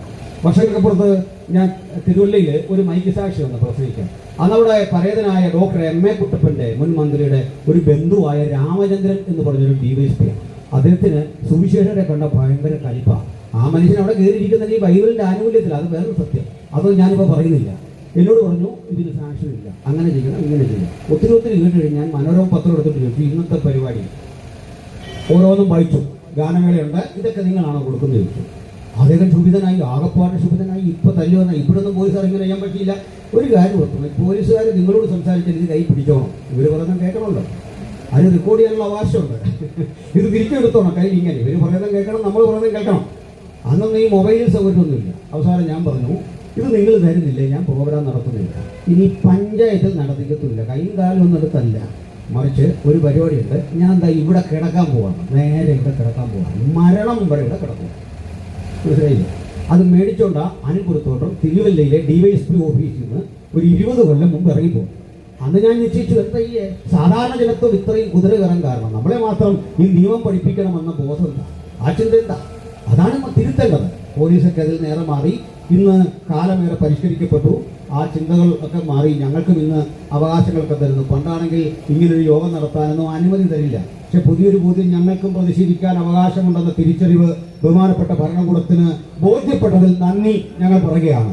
ഞങ്ങൾക്കും പറയാൻ സാധിക്കും, ഈ സ്വാതന്ത്ര്യം ഞങ്ങൾ പൊരുതി നേടിയതാണ്, അത് ആരുടെയും ഔദാര്യമല്ല, ആർക്കും എതിരെയല്ല ഇത് പറയുന്നത്. ഞങ്ങളൊക്കെ ഉദ്ധരിക്കുന്ന ചരിത്രഗതികളിൽ നിന്നാണ്, വസ്തുതാപരമായി പഠിച്ചിട്ടാണ്. ഞാൻ ഒരു കാര്യം ഓർമ്മ വന്നുകൊണ്ട് പറഞ്ഞ് ഇങ്ങനെ നിർത്തട്ടെ. ഇന്ത്യയിൽ തന്നെ ഏറ്റവും മുൻനിരയിൽ നിൽക്കുന്ന ഒരു ജേർണലിസ്റ്റ് ആദരനായ മാത്യു സാമുവൽ ടെഹൽക്ക എന്നറിയപ്പെടുന്ന പഴയ ആ പത്രത്തിന്റെ നാരദ ന്യൂസിന്റെ ഒക്കെ ആ ലേഖകൻ, ആ പത്രാധിപര്, ഞാൻ അദ്ദേഹത്തെ കാണാനേറെ ആഗ്രഹിച്ച ഒരാളായിരുന്നു. അങ്ങനെ ആഗ്രഹിച്ചിരിക്കെ ഇതാ ഇന്നലെ അദ്ദേഹം എന്നെക്കുറിച്ച് ഒരു വീഡിയോ ഇട്ടിരിക്കുന്നു. ഞാൻ നേരം തുടർന്നപ്പോൾ അമ്പരന്ന് പോയി. കാരണം ഈ മനുഷ്യൻ എൻ്റെ ഇത്രയും ഡീറ്റെയിൽസ്, ചെറിയ തെറ്റൊക്കെ ഉണ്ട്, ഇത്രയും ഡീറ്റെയിൽസ് എവിടെ നിന്ന് കിട്ടി? അന്ന് മുതൽ വീഡിയോ തുടങ്ങി. നമ്മുടെ ഡീറ്റെയിൽസ് തപ്പുന്ന എത്ര ആളുകളുണ്ട് അല്ലേ? അപ്പോൾ ഇതെല്ലാം രേഖപ്പെടുത്തിയിട്ട് ഒരു വീഡിയോ ഇട്ടിരിക്കുക. വളരെ വസ്തുതാപരമായിട്ട് അദ്ദേഹം ആ വീഡിയോ പ്രസിദ്ധം ചെയ്ത ശേഷം എനിക്കത് ഇട്ട് തന്നിട്ട് ഒരു കമന്റ് പറയാൻ പറഞ്ഞു. അമ്പരന്ന് പോയി. എന്താണ് കാരണം? അതിൽ കൃത്യമായിട്ട് പറയുന്നുണ്ട്, നിങ്ങൾ ഇങ്ങനെയുള്ള പരിപാടിയൊക്കെ ചെയ്തപ്പോൾ, ഇങ്ങനെയൊക്കെയുള്ള ആക്രമണങ്ങൾ നടത്തിയപ്പോൾ ഇതാ ലക്ഷക്കണക്കിന് ആളുകൾ, കോടിക്കണക്കിന് ആളുകളിലേക്ക് അത് കണ്ടു. അതാ ഇത്തരം യോഗങ്ങളുടെ അതുകൊണ്ടുള്ള ഗുണം എന്ന് കൂടി ഞാൻ പറയട്ടെ. അതൊക്കെ വായിച്ചു നോക്ക്, പഠിച്ചു നോക്ക്, നിങ്ങൾക്ക് മനസ്സിലാകും എന്താണ് സുവിശേഷം ഇന്ത്യ രാജ്യത്ത് ചെയ്യുന്നത്, എന്താണ് സുവിശേഷം മാനവികതയുടെ ചിന്തകൾ ഉലകത്തിൽ എങ്ങനെ പ്രചരിപ്പിച്ചു എന്നൊക്കെ. വിദ്യാസമ്പന്നനായ, ഒരു പള്ളിയിലും പോകാത്ത, ഒരു മതത്തിലും വിശ്വസിക്കാത്ത, ദൈവത്തിൽ വിശ്വാസമുണ്ടെന്ന് എന്നോട് പറഞ്ഞു, ഒരു മതത്തിലും അദ്ദേഹത്തിന് വിശ്വാസമില്ല, പ്രാർത്ഥിക്കുന്ന അജയ്യനായ അചഞ്ചലനായ ആ മനുഷ്യനോട് ചോദിക്കുക, ഞങ്ങൾ എങ്ങനെയാണ് പ്രവർത്തിക്കുന്നത് ഈ രാജ്യത്ത്? അല്ലെങ്കിൽ നിങ്ങളൊന്ന് ആലോചിച്ച് നോക്ക്, ഈ രാജ്യത്ത് നിന്ന് ക്രിസ്തീയ സഭകളും പ്രവർത്തനങ്ങളും ഒക്കെ നിശ്ചലമായാൽ ഈ രാജ്യം ഇരുട്ടിലാവില്ലേ? ഈ ദേശം ഇരുട്ടിലാവില്ലേ? അതുകൊണ്ടാണ് നിങ്ങൾക്കൊരു കാര്യം അറിയാമോ? ഛത്തീസ്ഗഡിലൊക്കെ ചെന്ന് നോക്ക്, അവിടെയുള്ള സ്കൂളുകളുടെ മുഴുവൻ പേര് സെന്റ് തോമസ് അല്ലെങ്കിൽ സെന്റ് ആന്റണീസ്. ഇത് നടത്തുന്നതൊന്നും നമ്മളല്ല, നമ്മുടെ ഹൈന്ദവ സഹോദരങ്ങൾ നടത്തുന്ന സ്കൂളുകൾ അവിടുത്തെ. പക്ഷെ പിള്ളേര് വരണമെങ്കിൽ സെന്റ് തോമസ് എന്നിടണം, സെന്റ് ആന്റണീസ് എന്നിടണം, ഇങ്ങനെയൊക്കെയുള്ള പേരുകൾ ഇടണം. ഉപയോഗിച്ചോളൂ, ഒരു കുഴപ്പമൊന്നുമില്ല. ഒരു പേര് ആരുടെയും കുത്തകയല്ല, ഏത് പേരും ആർക്കും ഇടാം, ഒരു പ്രശ്നമില്ല. എന്താ ഇങ്ങനെ ഇടേണ്ടി വന്നത്? അത് ഇന്ത്യയിലെ മാത്രം സ്ഥിതിയല്ല, ലോകത്തെ കൂടെയൊക്കെ ബൈബിൾ സ്വാധീനം ചെലുത്തിയോ അവിടെ ഇരുന്ന മനുഷ്യരൊക്കെ വെളിച്ചം കണ്ടിട്ടുണ്ട്. അവിടുത്തെ മനുഷ്യർക്കൊക്കെ ആ വെളിച്ചത്തിന്റെ സൗജന്യകരമായ അനുഭവങ്ങളെ ആസ്വദിക്കാൻ കൃപ ലഭിച്ചിട്ടുണ്ട്. അതെന്താണ് കാരണം? ഒറ്റ കാരണമേ ഉള്ളൂ, കർത്താവായ യേശു പഠിപ്പിച്ചു ഇത്രയും കാര്യം. അതെന്തറിയട്ടെ, ഞാൻ ലോകത്തിന്റെ വെളിച്ചമാണ്, ലോകത്തിന്റെ വെളിച്ചമാണ്. ഒരു ഡിബേറ്റിന് വന്ന എൻ്റെ ഒരു സുഹൃത്തിനോട് ഞാൻ ചോദിച്ചു, നമ്മൾ ഈ ആചാര്യന്മാരെയും നമ്മൾ ബഹുമാനരായ ഈ ആധ്യാത്മിക ആചാര്യന്മാരെ ചിന്തകരെയൊക്കെ എടുത്താൽ കാലത്തിന് ചേരാത്ത ചില കാര്യങ്ങൾ അവർ വന്നിട്ടുണ്ട്. കാരണം ഈ കാലത്തോട് ചേർന്നല്ല അവരാണ്, ആ കാലത്തത് വേണമായിരുന്നു. പക്ഷെ ഒരു ചോദ്യം, ആ ചോദ്യം പറഞ്ഞു നിർത്തുക. എന്താ ചോദ്യം എന്നറിയുന്നത്? നിങ്ങൾ യേശു എന്നൊരു വ്യക്തിത്വം എടുക്കുക, ആ വ്യക്തിത്വത്തിന്റെ 33.5 കൊല്ലത്തിൽ എടുക്കുക. യേശു എന്നൊരു മനുഷ്യനാണ് വാസ്തവത്തിൽ ഏറ്റവും ചുരുങ്ങിയ കാലം ലോകത്ത് പ്രവർത്തിച്ചു. ചിന്തകന്മാരിൽ, നമ്മൾ അറിയുന്ന മഹാരഥന്മാരിൽ ചുരുങ്ങിയ കാലം, വളരെ കുറച്ചു മാത്രമേ യേശു പ്രസംഗിച്ചിട്ടുള്ളൂ. ഞാനും തോട്ടപ്പള്ളി സാറും ഒക്കെ പ്രസംഗിച്ചതിൻ്റെ 1000-1 പോലും യേശു പ്രസംഗിച്ചിട്ടില്ല. എണ്ണം വെച്ച് നോക്കിയാൽ വളരെ കുറച്ചാണ്, കുറച്ചു മാത്രം. അദ്ദേഹത്തിന്റെ കേൾവിക്കാരെന്ന് പറയുന്നത് പാലസ്തീനിയയിലെ ഒരു പറ്റം സാധുക്കളായ മനുഷ്യരാണ്, നിരക്ഷരപക്ഷികളായ മനുഷ്യരാണ്. അദ്ദേഹം പ്രസംഗിക്കാൻ ഉപയോഗിച്ച ഭാഷ അരമായിക്കാണ്. അപ്പൊ അരമായിക്ക് എന്നൊരു പ്രാദേശിക ഭാഷയിൽ പ്രസംഗിച്ചു. അദ്ദേഹത്തിന്റെ കേൾവിക്കാരാകട്ടെ ഏറ്റവും സാധാരണപ്പെട്ട കുറെ മനുഷ്യരെ പാലസ്തീനിയയുടെ 120 മൈൽ വിട്ടുപോയില്ല. ഇവിടം പോകാത്ത ഒരു മനുഷ്യനെ കുറിച്ചാണ് പ്രപഞ്ചത്തിന്റെ 5 വൻകരകളിലും 24 മണിക്കൂറും ഇടനാവില്ലാതെ പ്രസംഗിച്ചു കൊണ്ടിരിക്കുന്നത് എന്ന് പറയുമ്പോൾ എന്താണ് ഈ മഹത്വമുള്ള ഈ വ്യക്തിയുടെ അസ്തിത്വത്തിന്റെ സവിശേഷത എന്താണ്? ആ സവിശേഷത അനുസരിച്ചാണ് ഞങ്ങൾ സുവിശേഷം പ്രസംഗിക്കുന്നത്. ഒറ്റക്കാര്യം, അവിടുന്ന് ക്ഷമയുടെ മൂർത്തിമത് ഭാവമാണ്. നോക്കണം, ആ ക്ഷമയാണ് യേശുവിൽ എന്നെ ആകർഷിച്ച ഏറ്റവും വലിയ ഘടകം. മനസ്സിലായില്ലേ? ഞാൻ യേശുവിനെ അറിഞ്ഞിരുന്നില്ലെങ്കിൽ, ആ ക്ഷമ എന്നിലേക്ക് വന്നിരുന്നില്ലെങ്കിൽ ഞാൻ ആരായി തീരുമായിരുന്നു എനിക്ക് നല്ല ബോധ്യമുണ്ട്. അതാണ് ശരി. അയ്യപ്പൻ്റെ ഒരു കവിതയിൽ പറയുന്നുണ്ട്, അദ്ദേഹം പറയുന്നുണ്ട്, പലരും തൻ്റെ വീട്ടുകാരൊക്കെ പറഞ്ഞു അവരാരും പ്രതീക്ഷിച്ച പോലെ അയ്യപ്പനായില്ല. അയ്യപ്പൻ പറയാം അവർ പ്രതീക്ഷിച്ചതിനും പക്ഷേ ഞാൻ ആയിരുന്നു എന്ന് പറഞ്ഞാൽ അങ്ങനെ പ്രതീക്ഷകൾക്കൊത്തൊന്നും ഉയരാൻ പറ്റത്തില്ല. ഞാൻ എന്തിനാ ഇത്രയും പറഞ്ഞേ? സഹോദരങ്ങളെ മനസ്സിലാക്ക്, യേശുവിനെ അറിഞ്ഞിരുന്നില്ലെങ്കിൽ നമ്മളൊക്കെ ആരാകുമായിരുന്നു? 6 മാസം മുമ്പ് ഞാൻ വെള്ളത്തൂർ ശിവൻ എന്നറിയപ്പെടുന്ന ഒരു മുൻ നക്സലൈറ്റിനെ കണ്ടു. അദ്ദേഹം യേശുവിനെ രക്ഷിതനായി സ്വീകരിച്ചു. ഒരു സന്തോഷത്തിന് കാണാൻ പോയതാ. എന്നെ കൂടെ ചില ചെറുപ്പക്കാരുണ്ട്. ഞാൻ പറഞ്ഞു, സാറേ അടുത്ത കാലത്ത് ഒരു റിട്ടയർഡ് പോലീസ് ഓഫീസർ ഈ പഴയ കാലമൊക്കെ സാറിനെ പിടിച്ച് പറയുന്നുണ്ട്. അതേ പറയാ, സംഗതിയൊക്കെ പുള്ളിയുടെ പരിപാടി കൊള്ളാം, പക്ഷെ എന്നെ കണ്ടപ്പോൾ ആശാൻ വിറക്കിയായിരുന്നു. TV പറയുന്നൊക്കെ സംഗതി ശരിയാ, പക്ഷെ എന്നെ കണ്ടപ്പോൾ ആശാൻ വിറക്കിയായിരുന്നു.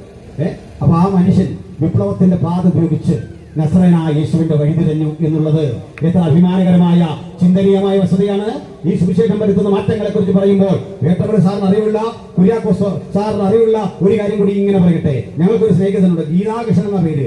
ഞങ്ങൾക്ക് മാത്രമല്ല ഈ വിളിക്കുന്ന പോലീസ് ഓഫീസേഴ്സിന് അറിയാം, മുതിർന്നവർക്ക് അറിയാം. ഇതാ ഒരു ഉന്നത പോലീസ് ഓഫീസറാ നമ്മുടെ മുമ്പിൽ നിങ്ങൾക്ക് കേട്ടുകൊണ്ടിരിക്കുന്നത്, നമ്മുടെ സഹോദരൻ. അതൊക്കെ പോട്ടെ, അദ്ദേഹത്തിന് അറിയാം, മൈക്കിൾ സാറിന്, അദ്ദേഹത്തിന് ഇതൊക്കെ അറിയാം. ഈ മനുഷ്യനെ കുറിച്ച് അറിയാം. അതൊരു കൊടും കുറ്റവാളി, ഒരു ക്രിമിനല്. ആ ക്രിമിനൽ മൈൻഡുള്ള ആളുകളിൽ നിന്ന് കുറ്റം തെളിയിക്കാൻ ഭയങ്കര പാടാ. എത്ര തല്ലിച്ചതച്ചാലും അവരിതൊന്നും പറയില്ല. അതാ പ്രശ്നം.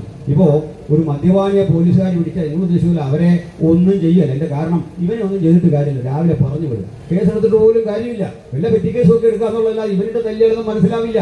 അവരങ്ങനെ തല്ലുന്നവരുമല്ല. എന്റെ കാരണം നമ്മുടെ ഒരു ധാരണയാ ഇതൊക്കെ. അവനെ കൊണ്ടങ്ങ് വിടുക. ഞാൻ അങ്ങനെ നിയമപരമായ ചില കാര്യങ്ങളൊക്കെ പഠിക്കാൻ ശ്രമിക്കുന്ന ഒരാളെന്നുള്ള നിലയിൽ എന്റെ MSW പഠനമായിട്ടൊക്കെ ബന്ധപ്പെട്ട് നടത്തിയ ചില ഗവേഷണങ്ങൾ, ജയിലുകളിലൊക്കെ പോയി നടത്തിയ ചില പഠനങ്ങളുണ്ട്. അതുമായി ബന്ധപ്പെട്ട എനിക്ക് ഇവരെ അടുത്ത് പരിചയപ്പെടാൻ പറ്റിയ ഈ ഗീതാകൃഷ്ണന്റെ ഒരു പ്രത്യേകത ഉണ്ടായിരുന്നു. അതേ ഒരു കൊലക്കേസിലെ പ്രതിയാ കൊന്നിട്ട് എത്ര ചോദിച്ചിട്ടും പറയുന്നില്ല, കുറ്റം സമ്മതിക്കുന്നില്ല. അതിന് അദ്ദേഹത്തിന് ഭയങ്കര വിൽ പവറാണ്. കൊണ്ടവരെ കിട്ടിയിരിക്കുക. പലവിധ വിത്തിൽ ചോദ്യം ചെയ്തു. അവസാനം പട്ടിണി കിട്ടും 2 ദിവസം. അപ്പൊ ഇന്നത്തെ രീതിയിലൊക്കെ ആണെങ്കിൽ അങ്ങനെ പട്ടിണി കിട്ടുന്നവന്റെ കാര്യം പോകാം, അത് മറ്റൊരു കാര്യം. അന്ന് അതൊക്കെ പറ്റും. അവിടെ കിട്ടിയിരിക്കുക. ആര് കൊടുക്കാനാ? 2 ദിവസം കഴിഞ്ഞപ്പോൾ ഒരു പോലീസ് ഓഫീസർ 2 പൊറോട്ടയും അല്പം പഞ്ചസാരയിട്ട് അതിൽ പേപ്പറിൽ പൊതിഞ്ഞിട്ട് കൊടുത്തു. ആ മനുഷ്യൻ ആർത്തിയോടെ ഇത് വാങ്ങിക്കടിച്ചു. കഴിച്ചു കഴിഞ്ഞപ്പോൾ ഒരു ചെറിയ ജീവനൊക്കെ വീണു, വെള്ളം കുടിച്ചു. എന്നിട്ട് ഈ പഞ്ചസാര വീണ് കിനിഞ്ഞ ആ പേപ്പർ തുണ്ട് കയ്യിലെടുത്തു. എന്നിട്ട് വായിക്കാൻ തുടങ്ങിയപ്പോൾ ഒരു ഭയം അദ്ദേഹത്തിൽ ഉണ്ടായി. ആ പേപ്പർ എന്തായാലും അറിയട്ടെ, ഇതുവഴിയൊക്കെ പോകുന്ന ഉപദേശിമാർ കൊടുക്കുന്ന ഒരു ലഘുലേഖ, പലരും വലിച്ചെറിയുന്ന, പലരും കാർക്കിച്ച് തുപ്പുന്ന, വില കൊടുക്കാത്തൊരു വസ്തുവാണത്. ഉപദേശിമാരൊക്കെ കൊണ്ടുതരുന്ന വസ്തുത. അപ്പോൾ ഇതിങ്ങനെ കയ്യിലേക്ക് കൊണ്ടുകൊടുത്തു. അതങ്ങ് ഇങ്ങനെ വായിച്ചപ്പോൾ ഒരു കാര്യം എന്താണെന്ന് അറിയട്ടെ, സകലവും അവന് മുമ്പാകെ നഗ്നവും മലർന്നതുമായി കിടക്കുന്നു. അവൻ അറിയാതൊരു വാക്കും നിന്റെ നാവിന്മേലില്ല. ഇരിക്കുന്നതും എഴുന്നേൽക്കുന്നതും അവൻ അറിയുന്നു. നിരൂപണം ദൂരത്തു നിന്ന് ഗ്രഹിക്കുന്നു. സകലവും അറിയുന്നൊരു ദൈവം. മറഞ്ഞിരിക്കുന്ന തെറ്റുകളെ പോക്കി എന്നെ രക്ഷിക്കണമേ. സ്വമേധാ പാപങ്ങളിൽ നിന്നെ അകറ്റണമേ. എൻ്റെ കുറ്റം മുഴുവൻ കണ്ടുപിടിക്കുന്ന ഒരുവനെ കുറിച്ച് അറിഞ്ഞറിഞ്ഞ് ഉച്ചത്തിൽ ഗീതാകൃഷ്ണൻ വിളിച്ചു പറഞ്ഞു, സാർ ഞാനാണ് സാർ, ഞാനാണ് സാർ, ഞാനാണ് സാർ. പോലീസ് ഓഫീസർ ഓടി വന്നു. കാര്യം തിരക്കിയപ്പോൾ കൺഫെഷൻ ഏറ്റുപറച്ചു. കാര്യങ്ങളെല്ലാം കിട്ടുന്നു. അദ്ദേഹം ചെയ്ത സകല കുറ്റകൃത്യങ്ങളും പോലീസിന്റെ ഒരു പുറമെ വന്നു. അദ്ദേഹത്തോട് മനസ്താപം തോന്നിയിട്ട് വന്നു. ഒടുക്കം കോടതി കൊണ്ടുപോയി ജീവപര്യന്തം ശിക്ഷിച്ചു. ജീവപര്യന്തം തടവ് ശിക്ഷക്കിടയിൽ അദ്ദേഹത്തിന്റെ സന്മാർഗ ജീവിതം കണ്ട് സമയമെടുത്തപ്പോൾ അദ്ദേഹത്തെ ഗവൺമെന്റ് മോചിതനാക്കി. ആ മനുഷ്യൻ ഇന്ന് ഞങ്ങൾക്കൊപ്പം ഒരു സുവിശേഷകനായിട്ട് യേശുവിനെ പ്രസംഗിക്കുകയാണ്. ഇങ്ങനെയാണ് ആളുകൾ നമ്മുടെ അരികിൽ വരുന്നതേ. ഇവനെ ആർക്കും വേണ്ട. ആരാണ് അവരെ രക്ഷിക്കുക? ആരാണ് അവരുടെ അരികിലേക്ക് ചെല്ലുക? ആ സ്നേഹത്തിന്റെ സന്ദേശവുമായിട്ട് ഞങ്ങൾ ഇത്തരം ആളുകളുടെ വീടുകളിലേക്ക് ചെല്ലും. എൻ്റെ ഒരു അനുഭവം പറയാം. എൻ്റെ ശരീരം തിരുമാൻ ഒരു മനുഷ്യമാണ്. കാര്യം ഇങ്ങനെയൊക്കെ പറയുമെങ്കിലും നല്ലൊരു കാറ്റടിച്ചാൽ നമ്മൾ താഴെ വീഴുന്ന ഒരാളാട്ടോ. ഈ വാക്കിന്റെ ബലത്തിൽ പിടിച്ചു നിൽക്കുന്നത്. എൻ്റെ ശരീരം തിരുമാൻ ഒരാൾ വന്നു. അദ്ദേഹം വലിയ അടിതറയൊക്കെ നടത്തുന്ന ആളാണ്. അദ്ദേഹം ഇങ്ങനെ ചവിട്ടി തിരുമി ഓരോ പരിപാടിയൊക്കെ ചെയ്യുക. എല്ലാവരെയും കെട്ടി നിന്നു. എന്നിട്ട് എന്നോട് പറഞ്ഞു, സാറേ ഒരല്പം കായികാഭ്യാസം പഠിക്കുന്ന നല്ലതാണ്. ഞാൻ ചോദിച്ചു എന്താ? എന്നിട്ട് ഇത്രയും പുള്ളിക്കറിയാം, ബൈബിളിൽ അങ്ങനെ ഉണ്ടെന്ന്. ഇത് പഠിക്കുന്ന നല്ലതാണ്. എങ്ങനെയാണെന്നൊന്നും പുള്ളിക്കറിയില്ല. അത് കണ്ടിട്ടുണ്ടോ? ഞാൻ പറഞ്ഞു അത് കണ്ടിട്ടില്ല. അപ്പോൾ വസന്ത ചോദിച്ചു വന്നപ്പോൾ അദ്ദേഹം പറയാണ്, സാറേ ഈ ചുരികയ്ക്ക് അല്ലെങ്കിൽ തെറുപ്പുവാളിലുള്ള വെട്ട് വന്ന തടയാൻ അറിയുമെന്ന്. ഞാൻ പറഞ്ഞു അതെനിക്കറിയില്ല. പറഞ്ഞുതരാം. ഓലമടൽ വെട്ടി വിലങ്ങണമെന്ന്. ഓലമടൽ കൊണ്ട് കറക്റ്റാ. ഞാൻ പറഞ്ഞ് മനസ്സിലായി. ഇനി ആരെങ്കിലും എൻ്റെ നേരെ ചെറുപ്പുവാളും കൊണ്ടുവന്ന് ഞാൻ പറയും നിൽക്ക്, ഞാൻ ഓലമടൽ കൊണ്ടുപോകണം. അത്ര ഒരു ഇന്റർവെൽ തരണം. ഞാൻ രക്ഷപ്പെടും അല്ലേ? ഇതെല്ലാം പറഞ്ഞ് കഥകളെല്ലാം അതിനുശേഷം പുള്ളി വാട്ടി. ഇങ്ങനെയുള്ള ആൾക്ക് ഈ കാര്യങ്ങൾ പറയാൻ വലിയ ഇൻട്രസ്റ്റാണ്. ക്ഷമിക്കണം, നമ്മൾ ഈ കുട്ടികൾ ന്യൂ ജനറേഷൻ ഭാഷയെ പറയില്ല, തള്ളെന്നൊരു പദം. ഞാൻ ജീവിതത്തിൽ ഏറ്റവും ഈ തള്ളു കെട്ടേക്കുന്നത് ഒന്ന് ഈ അടിനടക്കാരുണ്ട്, 2 ഈ റിട്ടയേർഡ് മിലിറ്ററി സാർമാർ. ക്ഷമിക്കണം കേട്ടോ. ഇങ്ങനെ പഞ്ചാബിന്റെ അതിർത്തി ഞാൻ നിൽക്കുമ്പോൾ പാകിസ്ഥാൻ വരുന്നു. ഇത് കേട്ട് നമ്മൾ മടുക്കും. 3ാമത്തെ ഒരു കുട്ടരുണ്ട്. ക്ഷമിക്കണം, തോടപ്പള്ളി സാറെ പോയോ? 3ാമത്തെ ഒരു കുട്ടർ ഈ ഭൂതങ്ങളെയൊക്കെ പുറത്താക്കുന്ന നമ്മുടെ ആൾക്കാരാണ്. സാറിനോട് ചോദിച്ചാൽ പറഞ്ഞേക്കും. അപ്പോൾ ഏതായാലും ഞാൻ സഹിച്ചു. കാരണം അയാളിങ്ങനെ നമ്മളെ ചവിട്ടി സംഗതി മാറിപ്പോയാൽ തീർന്നല്ലോ, മൊത്തം തീർന്നു. ആശീർവാദം പറയാം. എല്ലാം കഴിഞ്ഞപ്പോൾ ഞാനിങ്ങനെ ചോദിച്ചു, ടൗണിൽ പുള്ളി അടിച്ചിട്ട ആളുകൾ, വലിയ ഗുണ്ടകളെ അടിച്ച കഥകൾ നേരത്തെ ആയിരിക്കാം. എല്ലാം കേട്ട് പറഞ്ഞ് ഒരുത്തനിട്ടൊന്ന് കൊടുത്തു. അവരുടെ കൈ ഒടുങ്ങി കവറുന്നു. അതിനുശേഷം അത് ടൗണിൽ കോട്ടയം ടൗണിൽ കൂടെ ലോട്ടറി വിറ്റ് നടക്കുക. അതും കഴിഞ്ഞപ്പോൾ വീട്ടിൽ വന്ന് കിടപ്പാണ്. ഉണങ്ങാൻ വയ്യ. 5-ാം ദിവസം തിരിങ്ങുമ്പോൾ ഞാൻ അദ്ദേഹത്തോട് ചോദിച്ചു, മക്കൾ കേട്ടോ ഇഷ്ടപ്പെട്ട ആഹാരം എന്താ? അത് ബിരിയാണി. എന്നാൽ അത് അങ്കിളിൻ്റെ വക ബിരിയാണിക്കുള്ള പൈസ ഉണ്ട്, വാങ്ങി കൊടുക്കണമെന്ന് കുട്ടി കൊടുത്തു. അദ്ദേഹം കൊണ്ട് കൊടുത്തു.